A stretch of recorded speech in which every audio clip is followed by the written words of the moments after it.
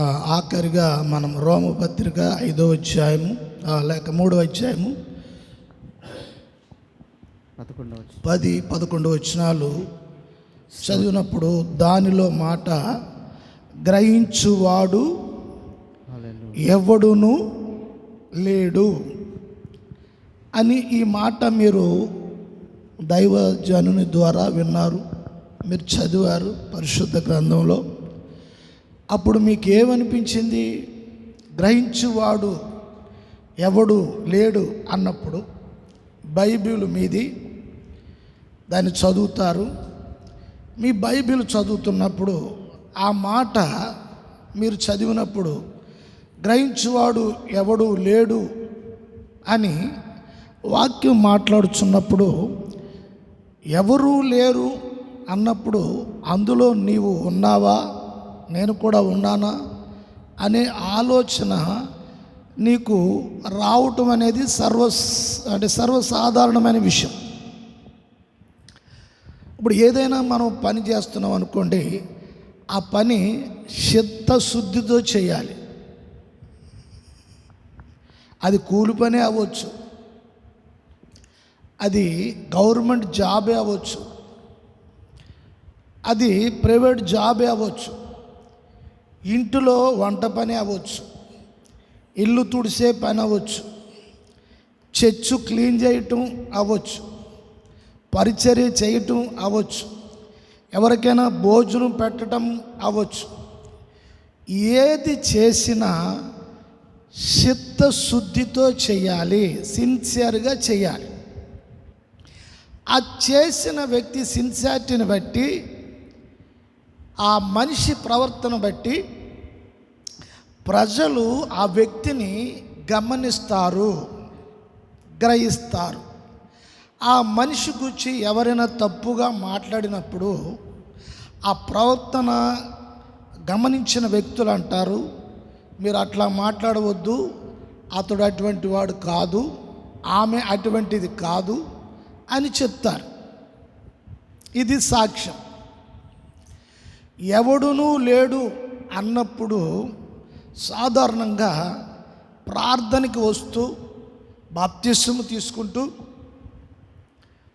తీసుకుని సంఘంలో రెగ్యులర్గా ప్రార్థనకు వస్తూ ఉపవాస కూటాలకు వస్తూ భక్తి చేస్తూ ఉన్నవారు మరి దీన్ని అంగీకరించాలా, అంగీకరించకూడదా? సరే, ఎవరూ లేరు అంటే నేను అందులో లేను అని నువ్వు చెప్పగలుగుతావా? అంటే నీకు నువ్వు ప్రశ్న వేసుకుంటే అందులో నేను లేను, ఎందుచేతంటే నేను గ్రహించాను అని నువ్వు నేను అనుకుంటే మాట్లాడండి అని నువ్వు నేను అనుకుంటే పూర్తి చేస్తారా? తర్వాత మాట రాదా? ఏమండి మీరు మాట్లాడరా ఏంటి?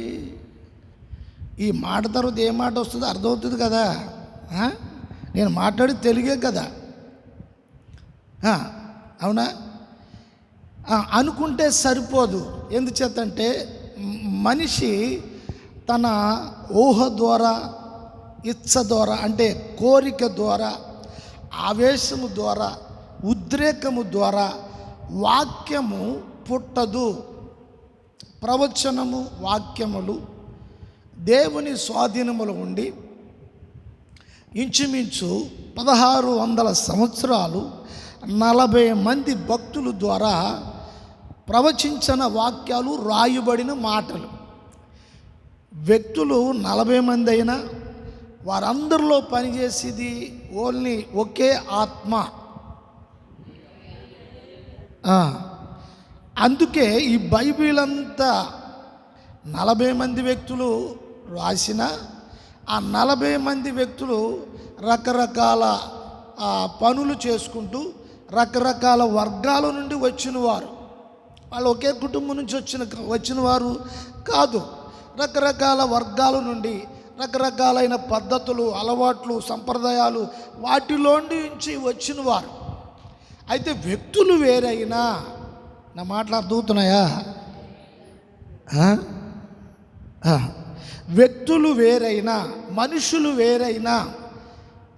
వేరైనా వాళ్ళల్లో పనిచేసిన దేవుని ఆత్మ ఒక్కడే అయి ఉన్నాడు. అందుకే ఈ పరిశుద్ధ గ్రంథం అంతా కూడా చదువుచున్నప్పుడు ఒకే వ్యక్తి రాసినట్లుగా ఉంటుంది. కారణం ఏంటంటే రాసింది వ్యక్తులు వేరు, రాయించింది ఒక్కడే. అయితే ఎందుకు రాపించాడు ఈ మాటలు అంటే, మానవ జాతి కొరకు, నీ కొరకు, నా కొరకు, మనందరి కొరకు ఈ విషయాలు రాయించాడు.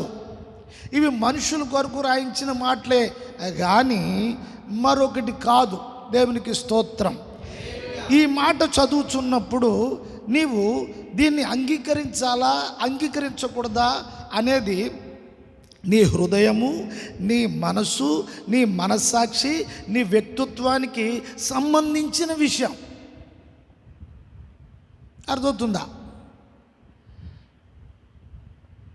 ఒక విశ్వాసి అంటే అవి ఆ వ్యక్తి దేవునికి సంబంధించిన వ్యక్తి అని దాని అర్థం.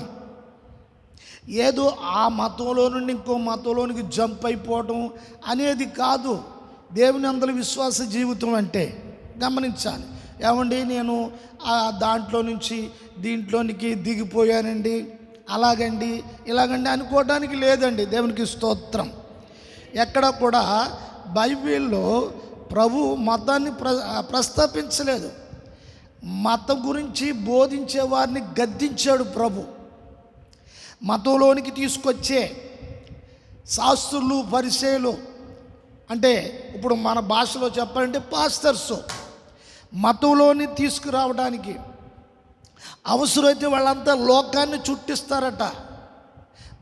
ఒక వ్యక్తిని తమకంటే నరక పాత్రునిగా చేయటానికి, ఆ వ్యక్తిని 7 అంతల నరకపాత్రునిగా చేయటానికి, అవసరమైతే మతంలోనికి తీసుకురావడానికి అందరూ ఐక్యమవుతారట. ఈ మాట ఎక్కడుందో తెలుసా? ఒకవేళ తెలిస్తే తీయండి. మత్తయి సువార్త 23వ అధ్యాయంలో 14వ వచనం. అందరూ తీసుకోండి. యేసు ప్రభు మాట్లాడుతున్న మాట గమనించాలి. అయ్యో వేషధారులైన, ఎవరండి? వేషధారులైన శాస్త్రులారా. గమనించాలి. అయ్యో వేషధారులైన శాస్త్రులారా, పరిసయ్యులారా, మీరు మనుషుల ఎదుట పరలోక రాజ్యమును మూయుదురు. ఎవరు మాట్లాడుతున్నారు ఈ మాట? బోధించే బోధకులను గురించి యేసు ప్రభు మాట్లాడుతున్నారు. అసలు బోధించేవారు పరలోక రాజ్యంలోనికి ప్రజలను నడిపించడానికిని, పరలోక రాజ్యం వైపు వారి ఆలోచనలు, వారి దృష్టిని ప్రజలు నడిపించే ఆ ఆధిక్యత, ఆ అనుమతి ఉన్న వీరు ప్రజల ఎదుట పరలోక రాజ్యానికి డోర్ క్లోజ్ చేసేసారంట, మూసేశారట. ఈ మాట ఎవరు చెప్తున్నారు తెలుసా? యేసు ప్రభు చెప్తున్నారు. దీనికి కారణం ఏంటి? పరిశుద్ధ గ్రంథము ప్రజల కొరకు ఇవ్వబడింది. ప్రజల్ని సరిచేయటానికి, ప్రజల్ని నీతి మార్గంలో నడిపించడానికి, ప్రజల్ని దేవుని రాజ్యంలోనికి నడిపించడానికి, దేవుని శక్తిలోనికి నడిపించడానికి, దేవుని రాజ్యం యొక్క ప్రభావంలోనికి నడిపించడానికి, నీతిలోనికి నడిపించడానికి, స్వతంత్రులుగా నడిపించడానికి, స్వేచ్ఛగా ఉండటానికి ఫ్రీడము అనుగ్రహించింది దేవుని రాజ్యం. నువ్వెవరికి బానిసవు కాదు. నువ్వెవరికి కూడా ఎవరో ఆధిపత్యం కింద మణిగి ఉండవలసిన అవసరము లేదు. వారి ధనవంతులైనా గొప్పవారైనా ఎవరైనా నీకు కష్టం చేసే గుణం ఉంది. నువ్వు కష్టపడతావు, కష్టం చేసుకుంటావు, కష్టం చేసి పైసలు సంపాదించుకుంటావు, నీ పిల్లలను పెంచుకుంటావు, నిజాయితీగా బ్రతుకుతావు, సంఘానికి నమ్మకంగా ఉంటావు, మారు మనసుకు సంబంధించిన క్రియలతో జీవిస్తావు.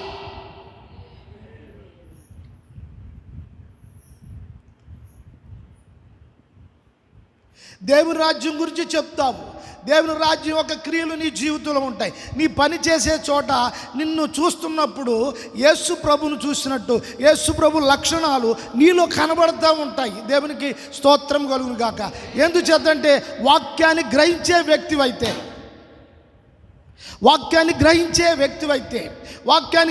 వ్యక్తివైతే ఆ దేవుని రాజ్యం యొక్క ప్రభావము నీ మీద పనిచేస్తూ ఉంటుంది. దాని ఔన్నత్యము నీ జీవితంలో అనుభవిస్తూ ఉంటావు. నీ ఇంటిలో నువ్వు ఉన్నప్పుడు, నీ పిల్లల ఎదుట, నీ భార్య ఎదుట, సమాజం ఎదుట, సంఘం ఎదుట, బంధువుల ఎదుట, రక్త సంబంధుల ఎదుట, ఎవరి ఎదుటైనా సరే నీ జీవితం ఒక మాదిరికరంగా ఉంటుంది. గ్రహించిన వ్యక్తి బ్రతుకులు అలా ఉంటాయి.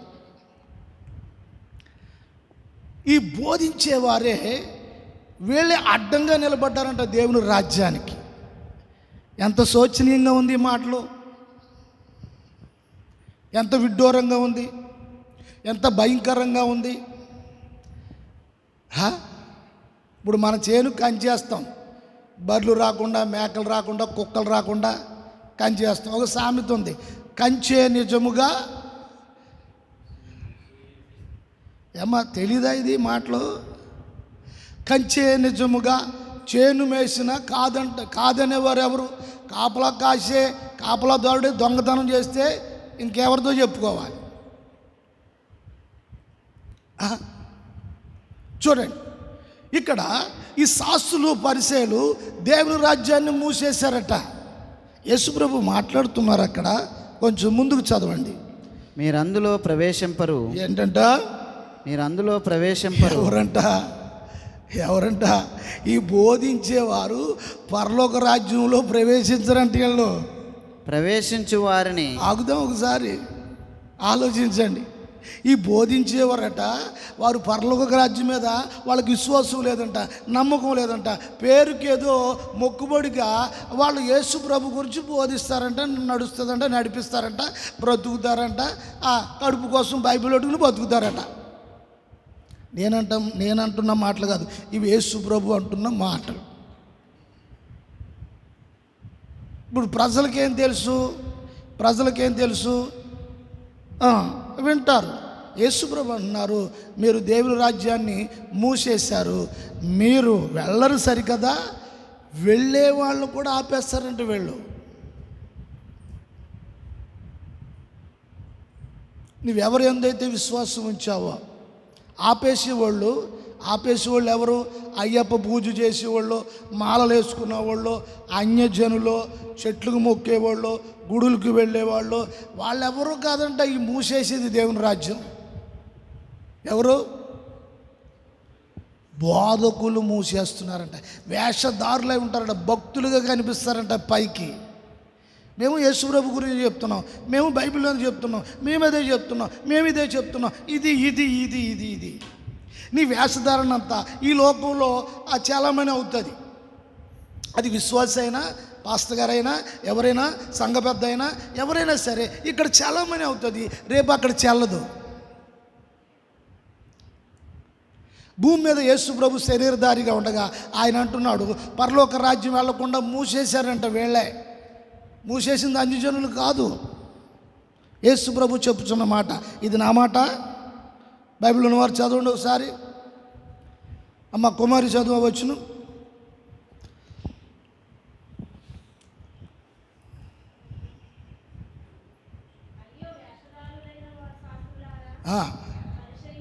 ఎవరన్నారు? యేసు ప్రభు అయ్యో అని. మనం ఏమంటాం? అవ్వా అంటామా లేదా? ఏంటి? అయ్యో అంటాం లేదా? నువ్వు వరకు కొట్టుకుంటామా లేదా? యేసు ప్రభు అయ్యో వేషధారులైన పాస్టర్లారా, ప్రజల ఎదుట దేవుని రాజ్యాన్ని మూసేశారు. సత్యాన్ని ఉన్నట్టు అంగీకరించడానికి మీకు మనస్సు లేదు. కనీసం అంగీకరించే వాళ్ళకి అడ్డుగా ఉంటారు కొంతమంది. చూడండి, కొన్ని కుటుంబాల్లో నేను కొంచెం ఈ 2 రాష్ట్రాల్లో కూడా తిరుగుతూ ఉంటాను. కొంతమంది వాక్యం చెప్పేవాళ్ళు వాళ్ళ కుటుంబంలో సత్యం అనే వాక్యానికి వాళ్ళ కుటుంబంలో ఈ బోధించే వాళ్ళు అడ్డుగా ఉంటారు, వాళ్ళు రానివ్వరు, వీళ్ళు వెళ్ళరు. గమనించాలి. మూసేశారట. లారా మనుషులు ఎదుట మూయుదురు, మీరు అందులో ప్రవేశింపరు, ప్రవేశించు వారిని ప్రవేశింపనీయరు.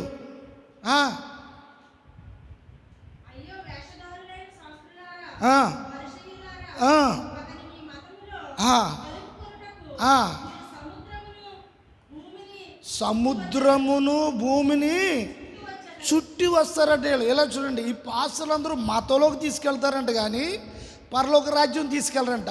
ఇప్పుడు యేసు ప్రభు మతానికి సపోర్ట్ చేసి మాట్లాడుతున్నాడా, మతాన్ని ఖండిస్తున్నాడా?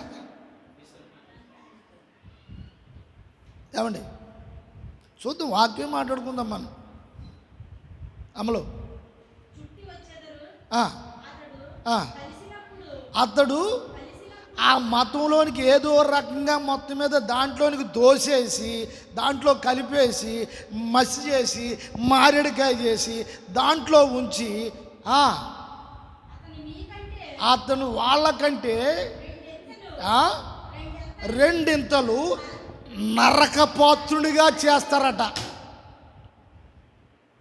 యేసు ప్రభు చెప్తున్నాడు ఈ మాటలు. ఇప్పుడు దైవ సేవకులైన మేము పరలోక రాజ్యానికి నడిపించడానికి సేవకు వచ్చామా, లేకపోతే రెండంతలు నరకపాత్రులుగా చేయడానికి మేము సేవకు వచ్చాం వాళ్ళు పంపించడానికి? ప్రేమ కలిగిన యేసయ్య పరలోకాన్ని విడిచిపెట్టి భూలోకానికి వచ్చి 3.5 సంవత్సరాలు ఆయన పరిచర్య చేశాడు. ప్రజల మధ్యలో అద్భుతాలు కొంతకాలం చేశాడు, కొంతకాలం అద్భుతాలు చేసేసి ముగించేశాడు, ఆపేశాడు. తర్వాత కొంతమంది వచ్చి అన్నారు, ప్రభువా నీవు అద్భుతాలు చేయి, సూచక్రియలు చేయి, మేము చూస్తాము అన్నారు. అప్పుడు యేసు ప్రభు ఖచ్చితంగా అన్నాడు, ఇదిగో ఈ తరం వారు వ్యభిచారులు నన్ను సూచక్రియలు చేయమని అడుగుతున్నారు అన్నాడు. మీ మధ్యలో ఒకటే సూచక్రియ ఏంటంటే, యోనా చేప కడుపులో 3 రాత్రులు పగళ్ళు ఆయన ఉండి మరలా బయటకు వచ్చాడు కదా, అదే మీ మధ్యలో మనిషి కుమారుడి విషయంలో సూచక్రియ అని చెప్పేశాడు. ఇది ఆఖరు సూచక్రియ. బైబిల్ చదివే వాళ్ళకి అన్ని ఈ విషయాలన్నీ అర్థమవుతుంటాయి. యోనా 3 దినాలు 3 రాత్రులు పగళ్ళు చేప గర్భంలో ఉన్నాడు, ఇదే సూచక్రియ ఈ ప్రపంచానికి అని చెప్పేశాడు. యోనా చనిపోలేదు చేప గర్భంలో. ఆ నినివే పట్టణంలో ఆ చేప తీసుకొచ్చి కక్కేసి అది వెళ్ళిపోయింది. ఆయన తిరిగి మూడు రోజులు ఆయన ఇంచుమించు అదంతా తిరిగాడు. ఇంచుమించు 40 రోజులు ఆయన రక్షణ సువార్త ప్రకటించాడు.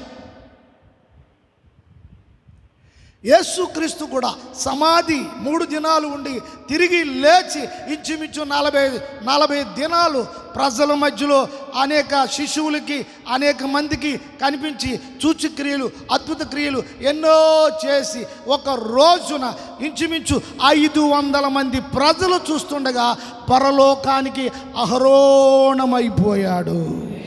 హల్లెలూయా, హల్లెలూయా. ఆయన చెప్పాడు, ఇదిగో నేను మరలా తిరిగి వస్తాను, నేను ఎలాగైతే వెళ్ళానో ఎక్కడికైతే వెళ్ళానో అక్కడ మీ కొరకు స్థలాలు ఫ్లాట్లు సిద్ధము చేస్తాను, మీ కొరకు ఇళ్ళును సిద్ధము చేస్తాను, నేనుండు స్థలములో మీరు ఉండులాగున. ఇది సంఘానికి చేస్తున్న వాగ్దానం, రక్షణ పొందిన ప్రజలకి ఇస్తున్న వాగ్దానం. ఇక్కడ ఎంతకాలం ఉంటామో ఎవరికి తెలియదు, ఏ రోజు ఏమైపోతుందో తెలియదు. చిన్న పిల్లలకి హార్ట్ అటాక్స్, చిన్న పిల్లలకి హార్ట్ అటాక్ వస్తుంది. ఇప్పుడు ఏమవుతుందో తెలియదు. బస్సులో ప్రయాణం చేస్తా చనిపోతున్నారు, ట్రైన్లో ప్రయాణం చేస్తా చనిపోతున్నారు, ఫ్లైట్లో ప్రయాణం చేస్తా చనిపోతున్నారు, ఆటోలో ప్రయాణం చేస్తా చనిపోతున్నారు, బైక్ మీద వెళ్ళి తల ఇసురేసి వెళ్ళి లారీ కింద పడి చనిపోతున్నారు. మరణం మరణం మరణం మరణం మరణం. గమనించాలి, గమనించాలి. మీ మనస్సులు, మీ ఆలోచనలు వాక్యం వైపు, నీ చేతిలో ఉన్న బైబిల్ వైపు ఒక్కసారి తిరగాలి. నేను అనుకుంటున్నాను, ఏ రోజు మనసు పెట్టి బైబిల్ మీరు చదవలేదు. చదువుకునే పిల్లలు వారికి ఉన్న టెక్స్ట్ బుక్లు వాటి మీద దృష్టి పెట్టి మేము మంచి ర్యాంకులు రావాలి, కష్టపడి చదువు మంచిదే. కానీ నీ జీవితం నిలబడాలంటే బైబిల్ చదవాలి, మనసుతో చదవాలి. ఆ అక్షరాలు నిన్ను తాకుతాయి, పట్టుకుంటాయి, మాట్లాడతాయి. చిన్ననాటి నుండి అటువంటి అనుభవంలోకి వెళుతున్న ఆ సమయంలో ఒక యుక్త వయసు వచ్చిన తర్వాత, ఒక వివాహం అయిన తర్వాత, ఒక పురుషునితో నీ లైఫ్ ప్రారంభమైన స్టార్ట్ అయిన తర్వాత, అప్పుడు నీ జీవితంలో నీ జీవితాన్ని నువ్వు ఎలా గడపాలో, నీ దాంపత్య జీవితం ఎలా గడపాలో అవన్నీ కూడా బైబిలు నీకు నేర్పిస్తుంది. హల్లెలూయా, హల్లెలూయా. ప్రియ సహోదరి సహోదరులారా, గమనించాలి, గమనించాలి. చూడండి, ఎవరు మోసపోవద్దు, ఎవరు మోసపోవద్దు. అందుకే వాక్యము చదవండి. ఇంకో విషయం కూడా చెప్తున్నాను. వాక్యము మనుషులు ఇష్టాలకి అనుకూలంగా బోధ చేసేవారిని మీరు సేవకులుగా, పాస్టర్స్గా మీరు ఏర్పాటు చేసుకుంటే ఒక రోజున దేవుని ఎదుట మీరే దోషులుగా నిలబడతారు, దోషులుగా నిలబడతారు. ఇప్పుడు యేసుప్రభు అంటున్నాడు, పరలోక రాజ్యాన్ని మూసేశారట ఈ శాస్త్రులు, పరిసయ్యులు. వాళ్ళు ఏమంటే, వేషధారులారా, మీరు నరకానికి పోతారు, మిమ్మల్ని వెంబడించే వాళ్ళు కూడా రెండంతల నరక పాత్రులు చేస్తారు మీరు. ఈ మాటలు మీరు గమనించాలి, గ్రహించాలి. మిమ్మల్ని వెంబడించే వాళ్ళు కూడా రెండంతల నరక పాత్రులు చేస్తారు. ఏంటి? యేసుప్రభుని నమ్ముకుని బోధ విని సంఘానికి వచ్చి నరకానికి పోవటానికా? యేసుప్రభుని నమ్మకపోతే, మారు మనసు పొందకపోతే, రక్షణ పొందకపోతే, బాప్తిజం తీసుకోకపోతే, ప్రభునందు విశ్వాసం ఉంచి యేసుప్రభుని సొంత రక్షకునిగా ఉండకపోతే కదా నరకానికి వెళ్ళాలి.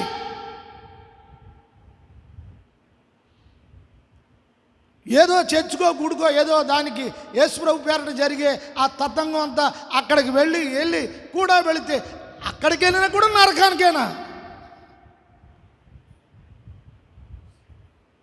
ఇది మోసమా, న్యాయమా, అన్యాయం? అంటే దాని అర్థం ఏంటంటే, మనుషులకి నచ్చినట్లుగా కొంతమంది ఉన్నారు. ఆ విధంగా అలాగిష్టపడి కొంతమందిని వాళ్ళు సేవకులుగా చేసుకున్నారండి. ఇది నేను చెప్తున్న మాట కాదు, యేసు ప్రభు చెప్పుచున్న మాట. దేవుని రాజ్యము పాస్టర్లు కాదండి. దేవుని రాజ్యం యేసు ప్రభు, వాక్యం ఆయనది. ఆయన శిలువ మీద ఎక్కారు, ప్రాణం పెట్టారు, శ్రమ అనుభవించారు, కష్టం అనుభవించారు. దేవునికి స్తోత్రం కలుగును గాక. అంతా శ్రమపడి రక్తం ఒలికించి సమస్తం నీ కొరకు నా కొరకు ఆయన రక్తాన్ని పెట్టుబడిగా పెట్టేశాడు. ఆయన రక్తాన్ని పెట్టుబడిగా పెట్టేశాడు. పెట్టుబడిగా పెట్టి నిన్ను నన్ను సంపాదించాడు. రక్తం పెట్టి కొన్నాడు ఆయన. ఇక నేను చెప్పే విషయాలు ఏమిటంటే, దేవుని వాక్య ప్రకారంగా దేవుని రాజ్యానికి సిద్ధపడాలి. ఇదంతా కూడా ప్రేమతో సిద్ధపడాలి, ప్రేమతో సిద్ధపడాలి. దేవుడు ఆయన అంటూ ఉన్నాడు, నిర్గమాకాండము 25వ అధ్యాయము 8వ వచనం. అందరూ తీసుకోండి. నిర్గమాకాండం బైబిల్ లేదా? ఓకే. నిర్గమాకాండము 25వ నివసించినట్లు 25వ అధ్యాయము 8వ వచనం. నేను వారిలో నివసించినట్లు వారు నాకు పరిశుద్ధ స్థలమును నిర్మింపవలెను. చూడండి, దేవుడు మోషేతో మాట్లాడుతూ ఉన్నాడు. దేవుడు మోషేతో మాట్లాడుతూ ఏమన్నాడంటే, నా ప్రజల మధ్యలో నేను సంచారము చేయాలి, నా ప్రజల మధ్యలో నేను ఉండాలి. అందుకు నా ప్రజలు చుట్టూ ఉండాలి, వాళ్ళ మధ్యలో నేను ఉండాలి. దాని కొరకు ఏర్పాటు చేయమని దైవజనుడు మోషేతో దేవుడు చెప్పాడు. అంటే ఇప్పుడు దేవుడికి ఉన్న ఆలోచన ఏమిటి? తన ప్రజలు, తన సంఘము, తన ప్రజల మధ్యలో దేవుడు వాళ్ళ మధ్యలో నివాసము చేయాలని ఉద్దేశము దేవుడిది. ఆయన సంఘం మధ్యలో ఆయన స్వరక్తించి సంపాదించి గొర్రె పిల్ల రక్తము ద్వారా విడుదల విమోచన పొందిన ఇశ్రాయేలును వారి మధ్యలో దేవుడు ఉండడానికి ఒక ప్రణాళిక చేసి నడిపించే నాయకుడైన దైవజనుడైన మోషేతో దేవుడు మాట్లాడి, ఇదిగో మోషే, నేను వారి మధ్యలో ఉంటాను, నాకు ఏర్పాటు చేయ ఒక పరిశుద్ధమైన స్థలం, నా చుట్టూ వారు ఉండాలి, గుడారాలు వేసుకో. అంటే ఇప్పుడు దేవుని ఉద్దేశం ఏమిటి? ఆయన ప్రజలకి దూరంగా ఎక్కడో పరలోకంలో ఉండాలని ఉద్దేశం ఆయనది కాదు. దేవుని ఉద్దేశాన్ని ముందు గ్రహించాలి. నేను దేన్ని ఆధారం చేసుకుని మాట్లాడుతున్నానంటే, మధ్యాహ్నం రోమాపత్రిక 3:10 ఆగిపోయిన వచనం నుండి ఇప్పుడు కంటిన్యూ చేస్తున్నాం మనం, మీకు అర్థం అవడం కొరకు. ఎవడు గ్రహించడు అనే మాట గురించి ఇప్పుడు దేవుడు అంటున్నాడు, వాళ్ళ మధ్యలోనే నేను ఉంటాను. ఇది అర్థం అవట్లేదా? ఇప్పుడు దైవజనుడు ఏం చేశాడు? మోషే, బాబు నువ్వు పరిశుద్ధుడు, పవిత్రుడు, నువ్వు ఎక్కడో పరలోకంలో ఉండాలి. వాళ్ళు ఎన్నో రకాలుగా అటు ఇటు ఉంటారు, భక్తిగా ఉంటారు, డ్రామాలు ఆడతారు, వేషధారణ చేస్తారు, ఇష్టానుసారంగా ఉంటారు, తాగుతారు, వ్యభిచారం చేస్తారు, దొంగతనం చేస్తారు, మోసం చేస్తారు, ఇచ్చలుడిగా జీవిస్తారు. వాళ్ళ మధ్యలో నువ్వెందుకయ్యా అన్నాడా దేవుడు మోషే? అలాగంటానికి మోషే ఎవడు? తన ప్రజల మధ్యలో ఉండడానికి దేవుని ఇష్టం, దేవుడు ఇష్టపడ్డాడు. మోషేతో చెప్పాడు, అంతే, గుడారము ఏర్పాటు చేయాలి. అందుకే వాళ్ళ మధ్యలో ప్రత్యక్ష గుడారం అని మోషే ఏర్పాటు చేశారు వాడి మధ్యలో. దేవుని స్తోత్రం, హల్లెలూయా, హల్లెలూయా. గమనించాలండి, ఇప్పుడు సంఘములో దేవుడు ఉండాలనుకుంటున్నారా? లేకపోతే మీ ఇష్టాలు, మీ చిత్తాలు, మీ ఆలోచనలకు ఆ ప్రకారంగా దేవుడు ఉండాలి, ఆ సేవ చేసే పాస్టర్ గారు ఉండాలనుకుంటున్నారా? ఒకవేళ మీ ఇష్టాల ప్రకారంగా, మీ చిత్తాల ప్రకారంగా, మీకున్న పద్ధతుల ప్రకారంగా ఒకవేళ పాస్టర్ గారు ఉంటే ఉండొచ్చు, కానీ దేవుడు ఉండడు. ఒకవేళ అలాగున్న చోట దేవుడు ఉండడు. ఏం చేద్దంటే అది దేవుని సంఘం కాదు, అది మనుషుడు కట్టుకున్నాడు, మనుషులు పోగేసుకున్నారు. మనుషులు కుల సంఘాలు ఉంటాయి కదా, కొన్ని కుల సంఘాల్లో దేవుడు ఉండడు. గమనించాలి, కుల సంఘాల్లో కులాధికారము, ఈ విషయాలన్నీ నడుస్తాయి. దాంట్లో ఏమాత్రము కూడా దేవునికి చోటు ఉండదు. మరి దేవుడు వారి మధ్యలో ఉంటే దేవుని పెత్తనము, దేవుని అధికారము, దైవజనుడు దేవుని వద్ద నుండి మాటలు తీసుకుని ప్రజలకి ఇస్తారు, సంఘానికి ఇస్తారు, హెచ్చరిస్తారు, సరిచేస్తారు. ఈ పనంతా జరుగుతుంది. దేవునికి స్తోత్రము కలుగునుగాక. హల్లెలూయా, హల్లెలూయా, హల్లెలూయా. గమనించాలండి, మీరంతా కూడా మీరు గమనించాలి. దేవునికి స్తోత్రం. దేవుడు తన ప్రజలతో ఉండటానికి వారి మధ్యలో సంచారము చెయ్యాలనుకుంటున్నాడు. అంటే ఇప్పుడు దేవుడికి ఉన్న కోరిక ఏమిటి? తన ప్రజలకు దూరంగా ఉండాలనుకుంటున్నాడా? మరి ప్రజలకున్న ఉద్దేశం ఏంటి? దేవుడికి దూరంగా ఉండాలని ప్రజలు అనుకోవాలా, లేకపోతే దేవుడికి దగ్గరగా ఉండాలి అని ప్రజలు అనుకోవాలా? సంఘం ఏమనుకోవాలి? దేవుడు మాకు దగ్గరగా ఉండాలి అని సంఘం అనుకోవాలా? లేకపోతే దేవుడు గుళ్ళోనే ఉండాలి దేవుడు, లేకపోతే పరలోకంలోనే ఉండాలి దేవుడు, మాకు అవసరం ఇచ్చినప్పుడు మేము పిలుస్తాము, కేకేస్తాము, అడుగుతాము, మొక్కుబళ్ళు మొక్కుకుంటాము, కానుకలు ఇస్తాము, అవన్నీ చేస్తాము, కానీ దేవుడు మాకు దగ్గరగా ఉండవద్దు. ఈ వచనంలో చూస్తే చదవండి తల్లి, ఆ మాట చదవండి. 8వ వచనం. మరొకరు, నేను వారిలో చూడండి, ఎవరు చెప్తున్నారు ఈ మాట? మోషే కాదు, పాస్టర్ గారు కాదు. నేను వారిలో సంచారం చేస్తాను, వారి మధ్యలో ఉంటానని చెప్పేది పాస్టర్ గారు కాదు, సర్వశక్తుడైన దేవుడు చెప్తున్నాడు, వారి మధ్యలో నేను ఉంటాను అని. ఎంతమందికి ఇష్టం? నా కుటుంబంలో ఆయన ఉండాలి, సంఘంలో ఆయన ఉండాలి, నా జీవితంలో ఆయన ఉండాలి. ఎంతమందికి ఇష్టం?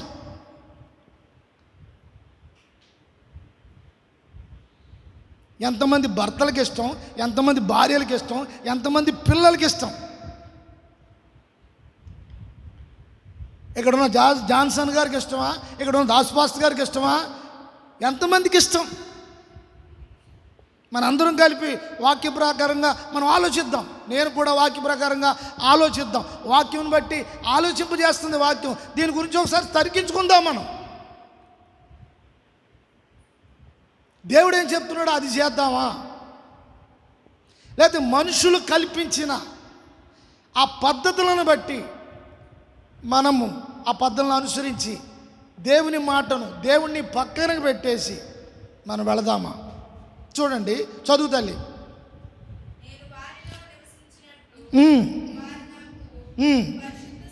చూడండి, దేవుడు పరిశుద్ధుడు కనుక మన మధ్యలో కూడా పరిశుద్ధ స్థలము ఆయనకి ఏర్పాటు చేయాలంట.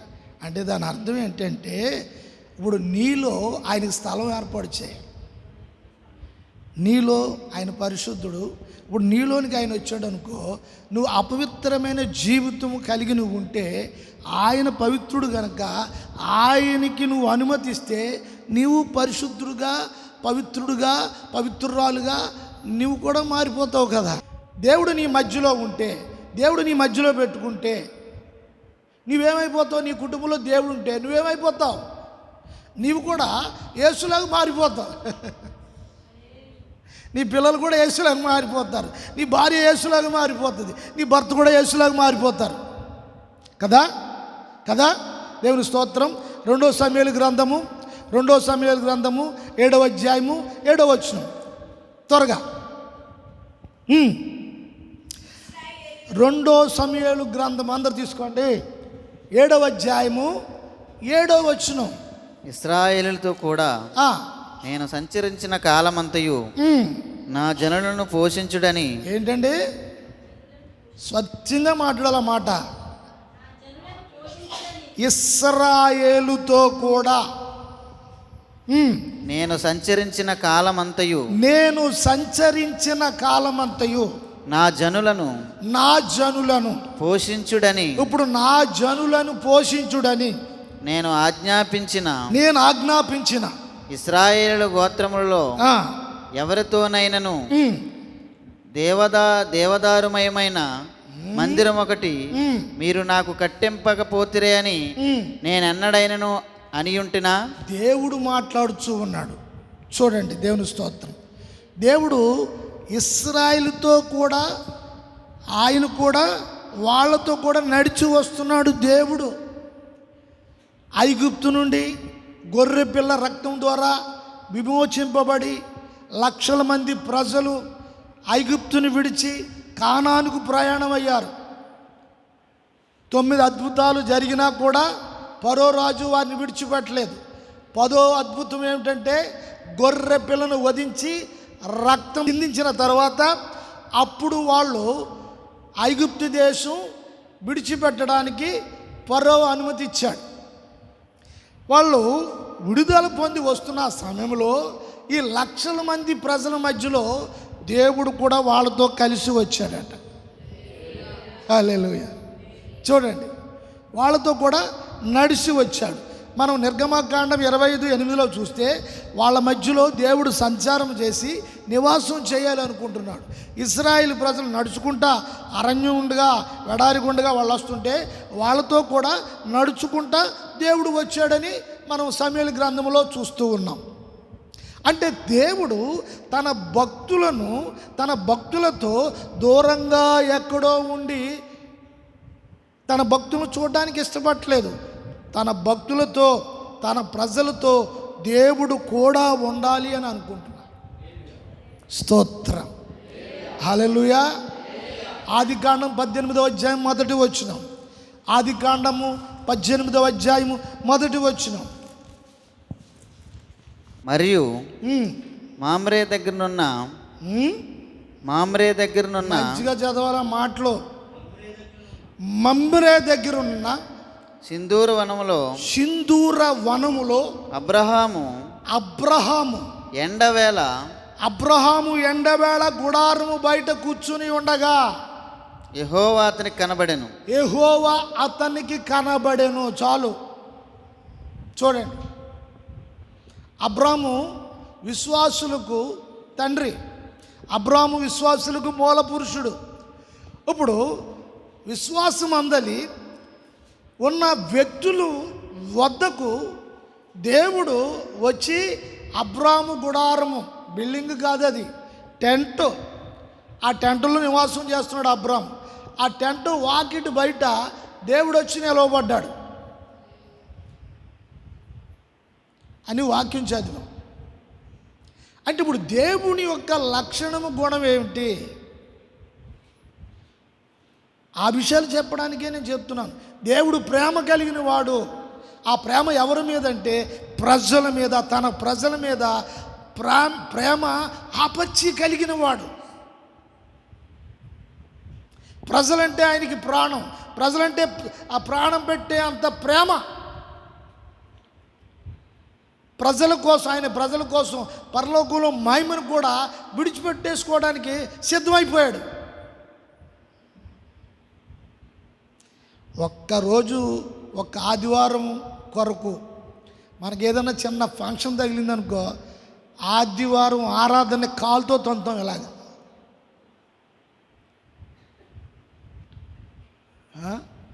ఎట్లా వస్తుంది నవ్వా? బాధపడుతున్నారా?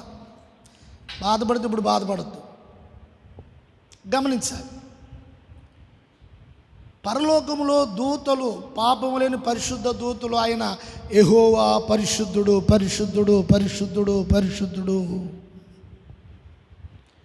ఆయన ముఖము చూడడానికి ఆ కెరూబులకి 6 రెక్కలు ఉన్నాయి.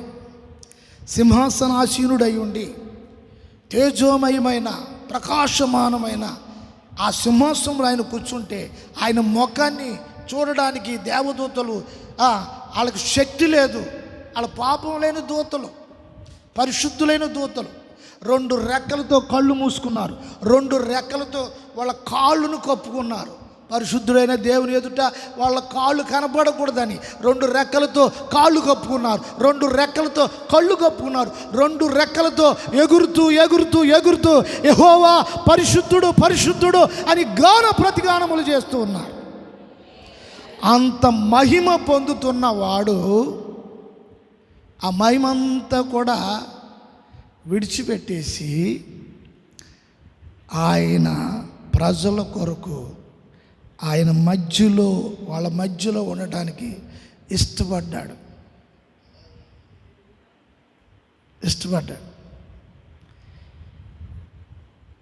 రోమపత్రిక 3:10లో ఎంతమంది గ్రహిస్తున్నారు? ఇది ఇప్పుడు ఈ మూల విషయాన్ని బట్టి ఇవన్నీ కోట్ చేసుకోండి. ఇవన్నీ కోట్ చేసుకుని చూస్తే మీరు ఎంతమంది ఎన్ని చోట్లకి వెళ్ళి ఎంతో వాక్యం ఉన్నారు, నాకంటే ఎక్కువగా వాక్యం ఉన్నారు మీరు. అయితే మీరు ఎన్న వాక్యాన్ని బట్టి ఎంతవరకు మీరు గ్రహించారు? ఆ గ్రహించిన దానిని బట్టి మీ జీవితాన్ని ఎంతవరకు సరి చేసుకుని మీరు ప్రభువులో స్థిరపడ్డారు? పాటలు పాడేసినంత మాత్రాన, వాయిద్యాలు వాయించేసినంత మాత్రాన, మందిరానికి వచ్చేసినంత మాత్రాన అయిపోతుందా? బైబిల్ మోసుకొచ్చినంత మాత్రాన అయిపోతుందా? ఒకసారి ఆలోచించు. పిల్లల్ని స్కూల్లో వేస్తాం, వాళ్ళ బుక్స్లు తీసుకుని ఆ స్కూల్కి వెళ్తారు. ఆ స్కూల్కి వెళ్ళి ఆ స్కూల్కి వెళ్ళకుండా ఆ పక్క నుంచి ఇంకో చోటకి వెళ్ళిపోయి అటు అటు తిరిగి ఇటు అటు తిరిగి స్కూలు వదిలే టైంకి మరలా బుక్కులు తీసుకుని ఆ పిల్లలు స్కూలు విడిచిపెట్టింది ఆ పిల్లలతో కలిసి మళ్ళీ ఇంటికి వచ్చేస్తే, కాలేజీకి వెళ్ళే పిల్లలు కాలేజీకి వెళ్ళకుండా ఆ బుక్స్ తీసుకుని అటు ఇటు తిరిగి కాలేజీ అయ్యే టైంకి మళ్ళా ఇంటికి వచ్చేస్తే,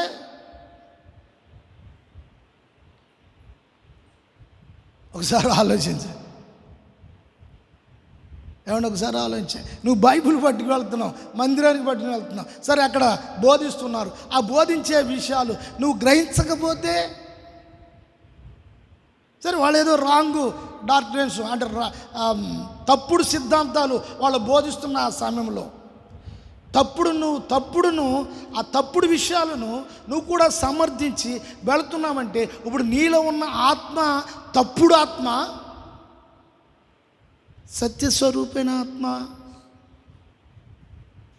నీలో సత్యస్వరూపైన ఆత్మ ఉన్నప్పుడు తప్పుని ఖండిస్తావు, తప్పుడును సమర్థించవు, వాక్యాన్ని చూపిస్తావు. వాక్య ప్రకారంగా ఉంది, ఈ వాక్య ప్రకారంగా ఒకవేళ నేను బ్రతకలేకపోతున్నాను కానీ ఇది సత్యమని అంగీకరిస్తావు.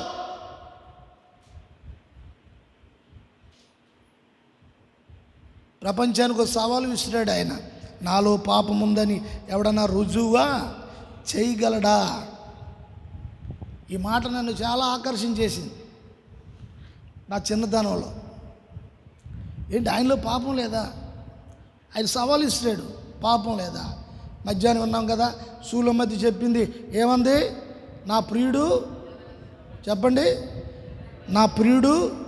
నా ప్రియుడు అంటే దాని అర్థం ఏంటంటే నేను ఇష్టపడ్డవాడు అని అర్థం. నేను ఇష్టపడ్డ దేవుడు, నేను ఇష్టపడ్డ ప్రభు అని దాని అర్థం. ప్రియుడు అంటే ఇష్టుడు అని అర్థం. అంటే నీ ప్రభు మీద నీకు ఎంత ఇష్టం ఉంది? యేసుప్రభుకైతే నీ మీద చచ్చే అంత ఇష్టం ఉంది. నువ్వు యేసుప్రభుని అడిగావు అనుకో, ప్రభు నా మీద అంత ఇష్టం ఉంది అని నువ్వు ప్రభుని అడిగితే ప్రభు చెప్తాడు, నీ కొరకు నా ప్రాణము పెట్టే అంత ఇష్టం ఉంది అని చెప్తాడు. చెప్పడమే కాదు, ఆయన ప్రాణం పెట్టేశాడు. హల్లెలూయా, హల్లెలూయా. చూడండి, అబ్రాము ఇంటి వాకిట దగ్గరకు వచ్చి సర్వశక్తుడైన దేవుడు వాకట్లో నిలబడ్డాడండి, జంగోడు వచ్చినట్టు. చూడండి, అట్లాగే దేవుడు ఆ గుమ్మలోకి వచ్చి నిలబడ్డాడు అబ్రాహాము యొక్క గుడారము దగ్గరికి. దీని అర్థం మీరు ఎంతవరకు గ్రహిస్తున్నారు? దేవునికి స్తోత్రము కలుగునుగా. ప్రమాదం నుండి తప్పించడానికి, కీడు నుండి తప్పించడానికి అబ్రాహాము ప్రార్థన చేస్తున్నాడు. తన సహోదరుడు కుమారుడు లోతు భయంకరమైన లోక సంబంధమైన వెండి బంగారాలు పొలాలు ఆస్తులకి, మంచి మంచి పచ్చని పొలాలకి అటువైపు ఆకర్షింపబడి అబ్రాహాము నుండి సావాసం వేరైపోయి అటు వెళ్ళిపోయాడు మనోడు. అక్కడ కొంతకాలం ఉండి అక్కడ స్థిరపడిపోయాడు. దేవుడు ఒక రోజున ఆ సొదొమ గొమొర్రా ఆ పట్టణాలని అగ్ని గంధకాలతో కాల్చేయాలని దేవుడు నిర్ణయం చేసేసాడు.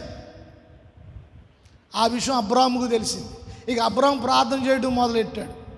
ప్రభువా, అక్కడ 50 మంది ఉంటే ఆ పట్టణాన్ని కాపాడతావా? 20 మంది ఉంటే కాపాడతావా? 30 మంది ఉంటే కాపాడతావా? 10 మంది ఉంటే కాపాడతామని బేరం ఆడుతున్నాడు ప్రార్థనలో.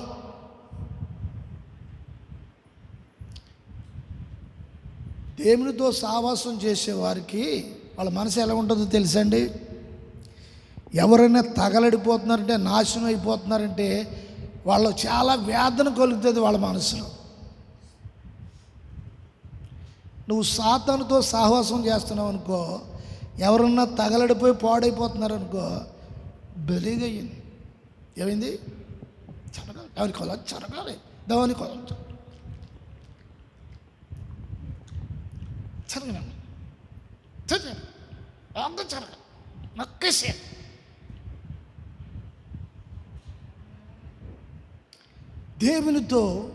దేవునితో ఉన్న వాళ్ళకి, దేవునితో సహవాసం చేసే వాళ్ళకి ఏమనిపిస్తుంది?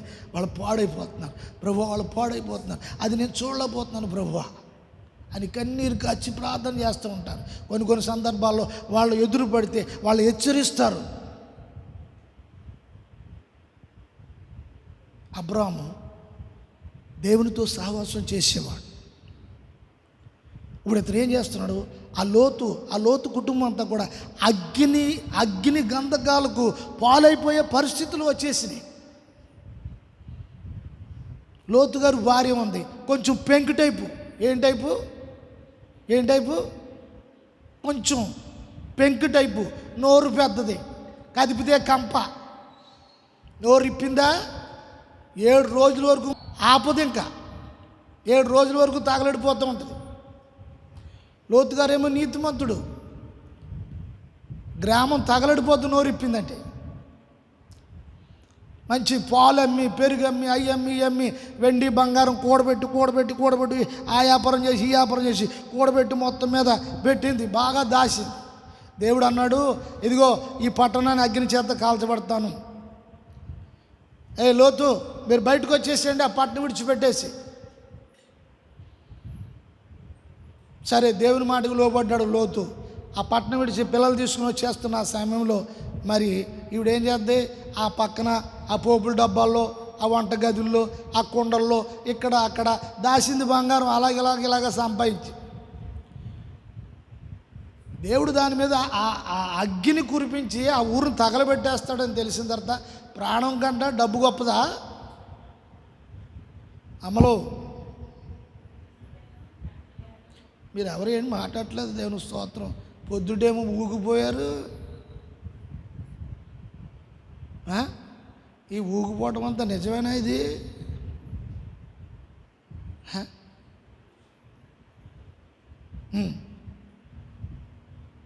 మా సంఘంలో ఒక ఆవిడ ఉండేది దొరకు, ఇప్పుడు లేదులే పాపం, భక్తురాలు.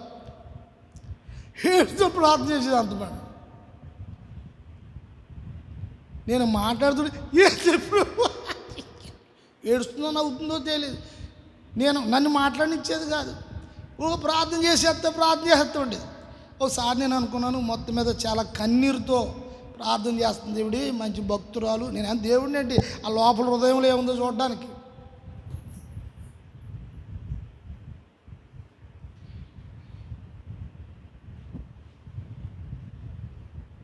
దేవుని మాటకి విధేయత లేకుండా దేవుడు చెప్పాడు, తిరిగి ఆ పట్టణాన్ని చూడొద్దు, వెనక్కి చూడొద్దు, మీరు వచ్చేసేయండి, ఆ పర్వతం దగ్గరికి వెళ్ళిపోండి, పారిపోండి అని దేవదూతలు వచ్చి చెప్పినప్పుడు వినాలా? లోతు గారు చెయ్యట్టుకుని లాక్కొచ్చేస్తుంటే మనసు పీకేస్తుంది. బంగారం డబ్బు అరిసి నోరు అడిపోయింది. పిల్లల్ని తీసుకుని పరిగెట్టుకుంటూ వచ్చేసాడు ఈయన. ఈ మనిషి ఆ భ్రమంలో, ఆ అంధకార సంబంధమైన ఆ హృదయంలో ఒక్కసారి అయ్యో నా డబ్బు, నా బంగారం అని ఒక్కసారి వెనక్కి తిరిగి చూసి అంతే, అక్కడ ఉప్పు స్తంభం అయిపోయింది, సాల్ట్ పిల్లర్ అయిపోయింది. ఇప్పుడు కూడా అది ఉందంట, దేవునికి స్తోత్రం.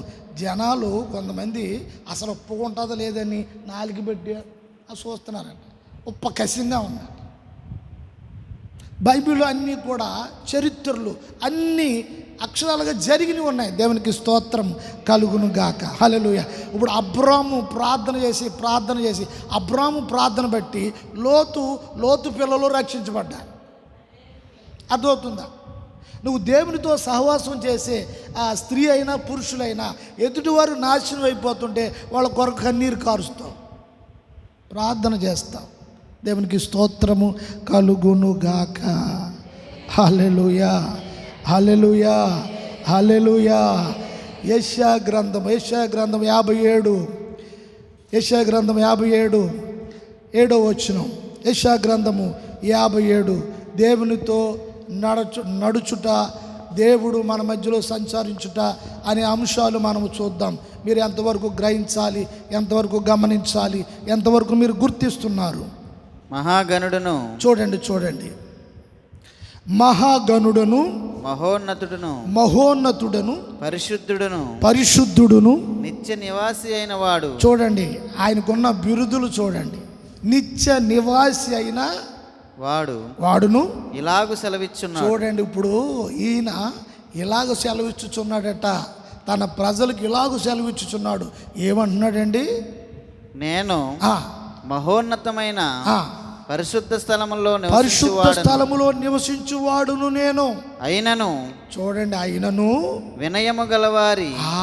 చూడండి, ఆయనంట పరిశుద్ధ స్థలములలో నివాసం చేసేవాడట, అపవిత్రమైన స్థలములో ఉండడట. కులాలు మతాలు, ఈ కొట్లాటలు, ఈ పరిస్థితులున్న సంఘాల్లో ఉండడట. వేషధారులు ఉన్న వారిలో వాళ్ళ మధ్యలో ఉండడట. దేవుని భయం లేని వారి మధ్యలో ఆయన ఉండడట. మరి ఎవరి మధ్యలో ఉంటారయ్యా మీరు? ఎక్కడ ఉంటారయ్యా మీరు? పరలోకంలో ఉంటారా అని అడిగితే ఆయన చెప్పే సమాధానం ఏంటి? వినయము గలవారి ప్రాణమును ఏంటది? ఉజ్జీవింపజేయుటకును. ఏంటది? వినయము గలవారి ప్రాణమును. వినయము గలవారి ప్రాణమును. చూడండి చూడండి చూడండి. నీతిగా విశ్వాసంతో బ్రతుకుతున్నవారు, వినయముగా భయభక్తులు కలిగి బ్రతుకుతున్నవారు, లోక పాప మాల్యము అంటకుండా విశ్వాసంతో బ్రతుకుతున్న వారు, దేవునికి స్తోత్రం, హల్లెలూయా. ఈ లోకంలో కొంతమంది అటువంటి వారిని నిందిస్తారు, హేళన చేస్తారు, అవమానపరుస్తారు. మేము భక్తి చేయట్లేదా? మేము మందిరానికి వెళ్ళట్లేదా? మేము బైబిల్ చదవట్లేదా? మాకు తెలియదా ఆ వాక్యం? ఇదేంటి బడాభక్తి?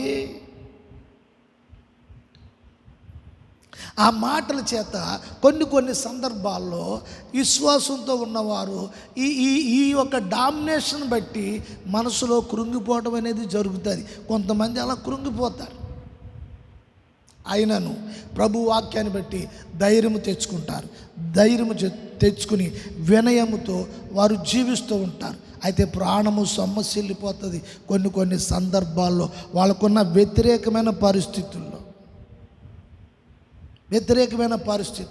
ప్రాణము నిష్ఠూరపడిపోయి చల్లారిపోయి, ఆత్మలో చల్లారిపోయి, ప్రార్థన చేయడానికి సమయం ఉన్నా కూడా ప్రార్థన చేయడానికి వారు ప్రార్థన చేసుకోలేరు, మందిరానికి వెళ్ళలేరు. కారణం ఏంటంటే వాళ్ళ జీవితాలు ఎండిపోయిన పరిస్థితుల్లోనే అయిపోతాయి. 4 రూపాయలు ఉంటే ఇంట్లో ఉండొచ్చు, కానీ మనసులో ఏమాత్రం తృప్తి సంతోషం ఉండదు. వినయం ఉంది, కానీ ఉపయోగం లేని వినయము ఎందుకు పనికొస్తుంది? దేవునికి పనికిరాని వినయము ఎందుకు పనికొస్తుంది? కొంతమంది చూడండి, పాస్టర్ గారు వచ్చేటప్పటికి ఎంతో భక్తి కురిపించేస్తూ ఉంటారు. మనిషి ఎదుటే అంత కురిపించేస్తే మరి నిజంగా కనిపించని దేవుడు నిన్ను చూస్తూ ఉన్నాడు, నీ ఇంట్లో సంచారం చేస్తున్నాడు, నీతో ఉంటాడు అని వాక్యంలో మనం చూస్తున్నాం. ఇంకెంత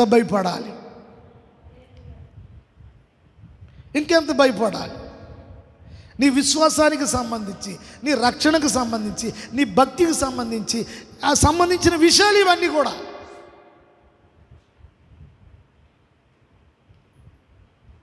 ఎదుటి వారికి ఏదో నష్టం జరిగింది, లేదా ఏదో జరిగిపోయింది, ఆ తాపత్రయం ఇదంతా నీకెందుకు?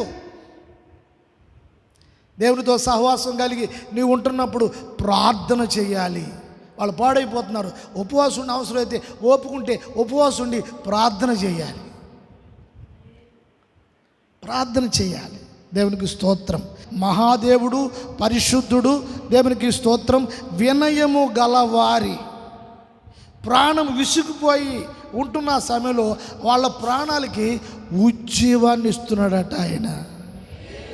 ఏమిస్తున్నాడు? ఉజ్జీవం ఇస్తున్నాడు.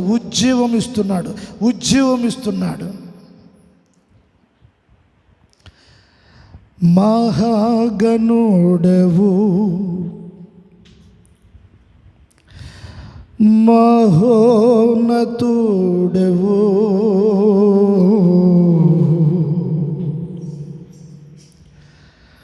పరిశుద్ధ స్థలములోనే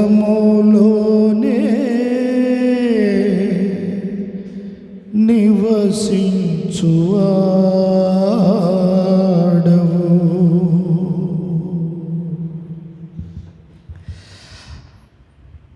కృపా సత్య సంపూర్ణమై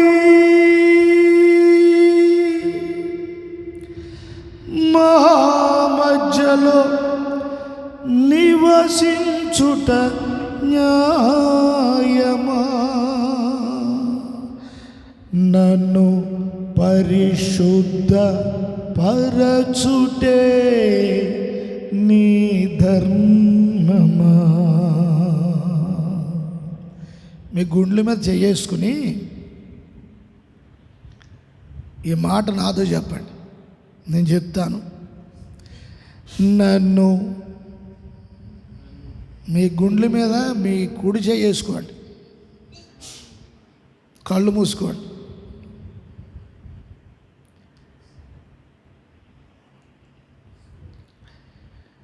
నన్ను పరిశుద్ధపరచుటే నీ ధర్మమా.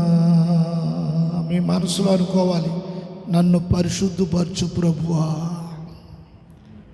నన్ను పరిశుద్ధ ప్రభువా, నన్ను పరిశుద్ధపరచు.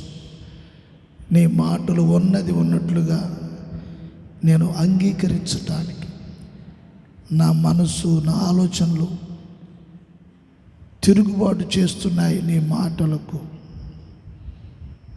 వాటిని ఎదిరించి నిలబడడానికి నాకు శక్తిని అనుగ్రహించి నన్ను పరిశుద్ధపరచుటే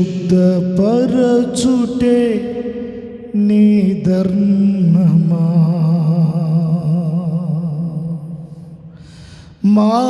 మహాగణుడవో మహోన్నతుడవో పరిశుద్ధ స్థలములోనే నివసించువాడవో.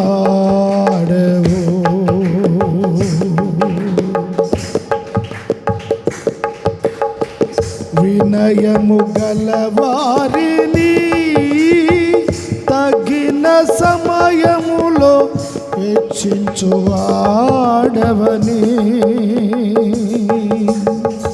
వినయము గలవారిని తగిన సమయములో హెచ్చించువాడవని.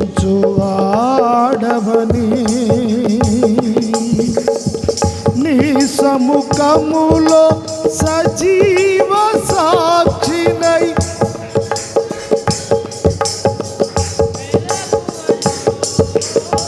నీ సముఖములో సజీవ సాక్షినై కాపాడుకుందును మెలకువతో.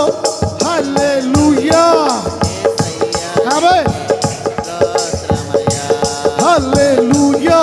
యేసయ్యా నీకే స్తోత్రమయ్యా. మహాగణుడవో మహోన్నతుడవో పరిశుద్ధ స్థలములోనే నివసించువాడవో. కృపా సత్య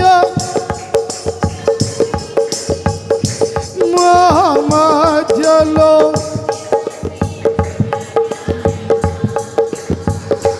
నన్ను పరిశుద్ధ పరచుటే నీ ధర్మమా. నన్ను పరిశుద్ధ పరచుటే నీ ధర్మమా. అయ్యా, నన్ను పరిశుద్ధ పరచుటే నీ ధర్మమా. కృపా సత్య సంపూర్ణమై మా మధ్యలో నివసించుట న్యాయమా. నన్ను పరచుటే గ్లోరీ, నన్ను పరిశుద్ధ పరచుటే నీ ధర్మమా. నన్ను పరిశుద్ధపరచు ప్రభువా. మీరు పరిశుద్ధులు, మీరు నాతో ఉండాలి అంటే నా ఆలోచన సరిగ్గా లేదు, నా మనసు సరిగ్గా లేదు.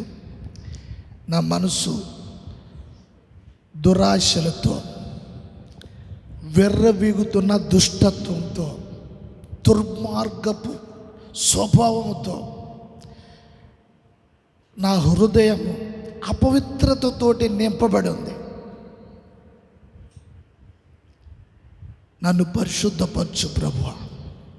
మీరు నాతో ఉండాలి, నా కుటుంబంతో ఉండాలి, నా పిల్లలతో ఉండాలి, వ్యతిరేకంగా ఉన్న నా భార్యతో ఉండాలి, తిరుగుబాటు చేస్తున్న నా భర్తతో ఉండాలి, మాట వినకుండా ఉన్న నా పిల్లలతో ఉండాలి. ప్రభువా, ముందు నన్ను పరిశుద్ధపరచు. మీరు వారి మధ్యలో ఉంటానన్నారు కదా. నా హృదయంలో నీవు ఉండడానికి నేను అనుమతిస్తున్నాను. నన్ను పరిశుద్ధపరచు. నేను గ్రహిస్తున్నాను నీ మాటలు.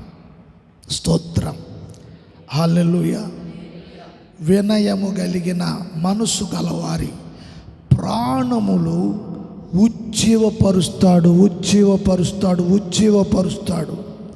తల ఎత్తుకోలేని పరిస్థితుల్లో నీ జీవితము ఉంటే నిన్ను తల ఎత్తుకునేటట్లుగా చేస్తాడు. దేవునికి స్తోత్రము కలుగును గాక. హల్లెలూయా, హల్లెలూయా, హల్లెలూయా, హల్లెలూయా. గుమ్మములారా మీ తలలు పైకెత్తుడి. గుమ్మములారా మీ తలలు పైకెత్తుడి. మహిమ గల రాజు నీలో ప్రవేశించినట్లు.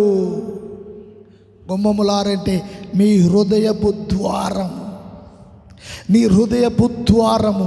గుమ్మములారా మీ తలలు పైకెత్తండి. మహిమ గల రాజు వస్తున్నాడు.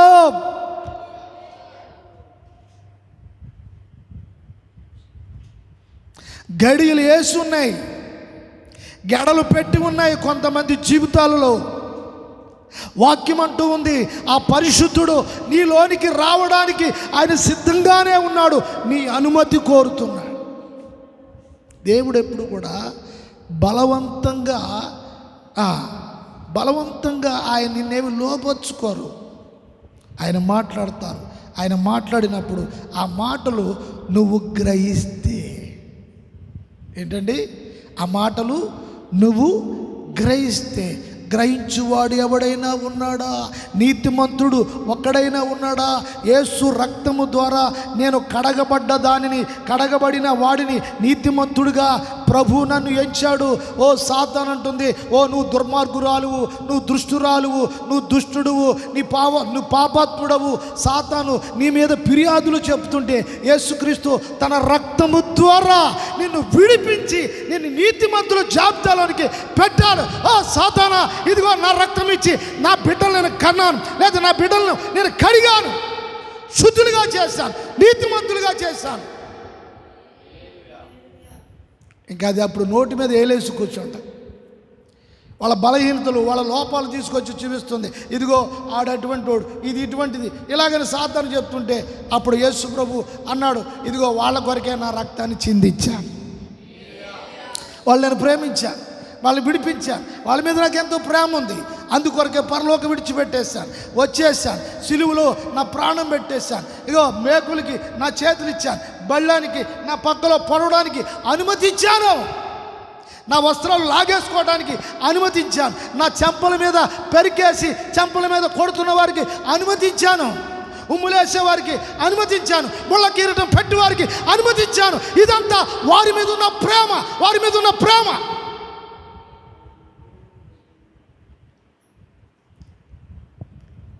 మహిమగల రాజును నీ లోపలికి ప్రవేశించు. నాయన రండి, నాయన దేవునికి స్తోత్రం కలుగును గాక. ప్రభువా నాలోనికి రండి, నాయన నాకున్న అపవిత్రత అంతా కడిగేయండి, తుడిచేయండి. ఆ పాపంలో జీవించి, ఆ బతుకులో జీవించి నాకు విరక్తి వచ్చేసింది. ఇక నేను దానిలో ఉండలేను, ఆ కల్మషంలో ఉండలేను, ఆ మోసంలో ఉండలేను, ఆ కపటంలో ఉండలేను, ఆ స్వార్థంలో ఉండలేను, ఆ విర్రబిగుతున్న దుష్టత్వంలో నేను ఉండలేను. ప్రభువా మీరు పరిశుద్ధులు, నన్ను నీకు అప్పగించుకుంటాను తండ్రి. ఈ మాటలని గ్రహిస్తున్నాను నాయన, గ్రహిస్తున్నాను. మీరు నాతో ఉంటారని, నాతో ఉండడానికి మీరు ఇష్టపడుతున్నారు. దేవుని స్తోత్రం. కొందరితో ఉండడానికి ఇష్టపడరు, కానీ నీతో ఉండడానికి ప్రభు ఇష్టపడుతున్నాడు, పరిశుద్ధుడు ఇష్టపడుతున్నాడు. ఈ విషయాలు ఆలోచించువా? మతలోనికి రమ్మంటానికి కాదు నిన్ను పిలుస్తుంటా, పరిశుద్ధతలోనికి రమ్మంట, పవిత్రతలోనికి రమ్మంట. నీరు గారిపోయిన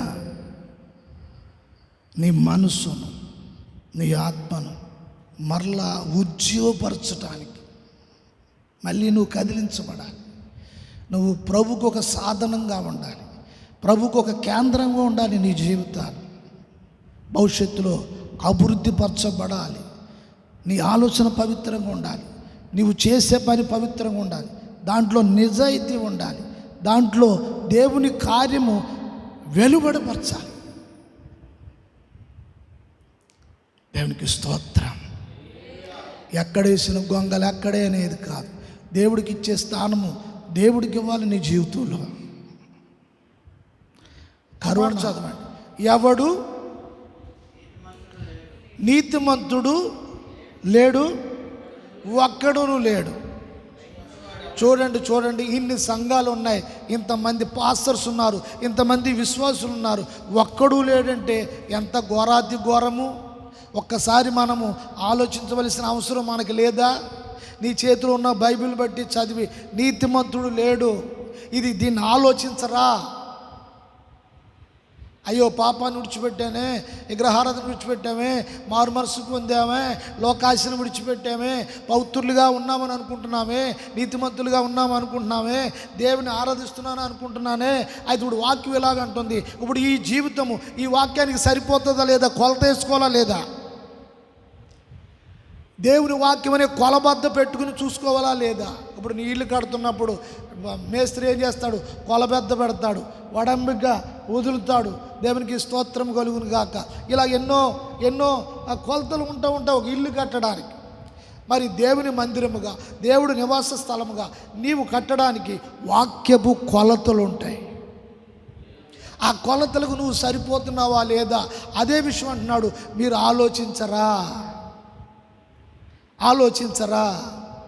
ఆలోచించరా? ఈ ప్రశ్న మీ ముందు పెట్టి నేను ఈ మాటలు ముగిస్తున్నాను. దేవునికి స్తోత్రం. హల్లెలూయా. లేచి నిలబడదాం.